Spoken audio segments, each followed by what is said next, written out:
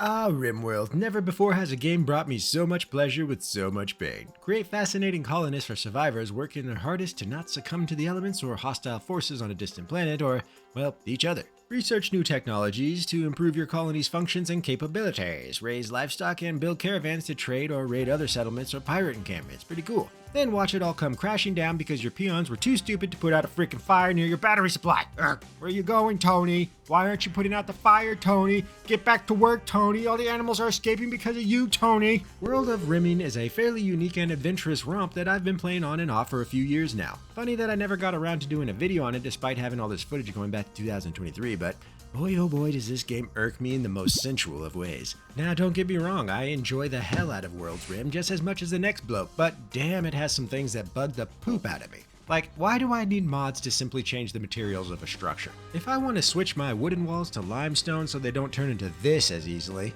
then why can't I just do that? Why do I have to deconstruct each individual piece and rebuild it? Why do tragic events stack on each other? For instance, why do I get raided during a building fire that has all my animals escaping? Oh, now Toni wants to work. Serves you right, you skank.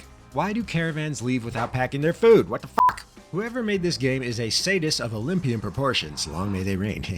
If you like punishment and pain, Bimblord is probably the game for you. If you're a micromanaging human resources maniac that finds pleasure in setting up strict schedules for your underlings, then you'll most definitely enjoy Gymlord. If setting animals on fire is your thing, look no further. RimWorld is right up your alley. But in all fairness, all of this nonsense can mostly be avoided if you properly prepare for every possible negative aspect of the game from the very start. Set up turrets for when enemies raid so you can use them to slow them down for about 2 seconds before they start setting fire to your base. Install no less than 75 air conditioners in each room for those pesky heat waves that pop up whenever they would do the most detrimental damage to your colony. Oh, and be prepared to hear lots and lots of this.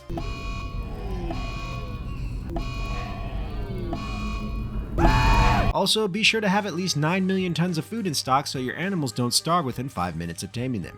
Yep, that's RimWorld, and for some reason, I still love it. Probably because it's a really good game, but who knows. Dimclord has many flaws, but at its heart, it's a truly fascinating experiment in player agency marred by excessively punishing mechanics. For instance, you can generally have your colonists do whatever you wish so long as their traits allow, but also have somewhat annoying events take place that don't really feel like they enhance the gameplay. One such example is that of electrical fires.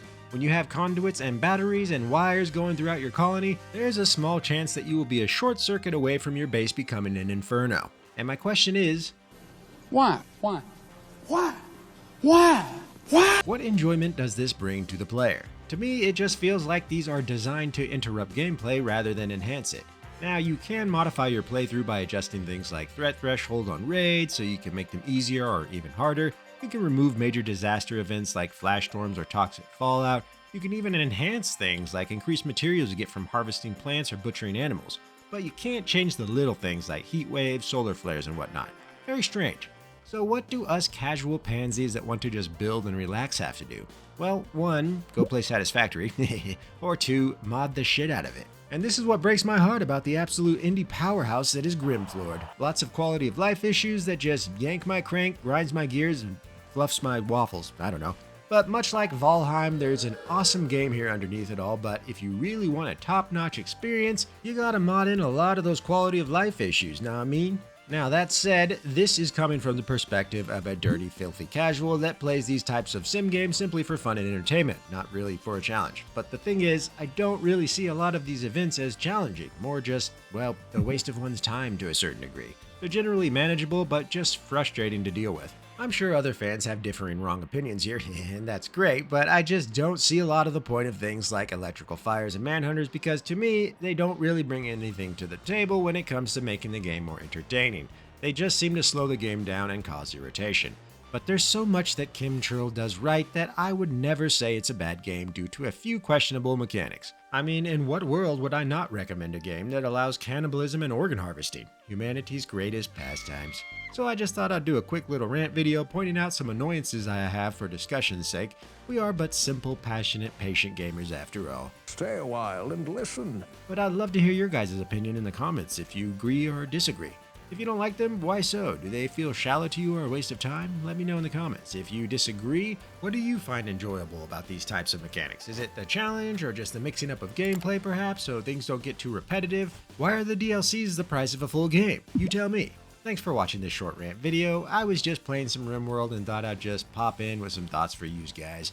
This has been Jarek Defiler, trying my hardest not to burn all my colonists alive in their sleep. You all have a good morning, afternoon, evening, or night depending on where you are. And fuck you, Toni.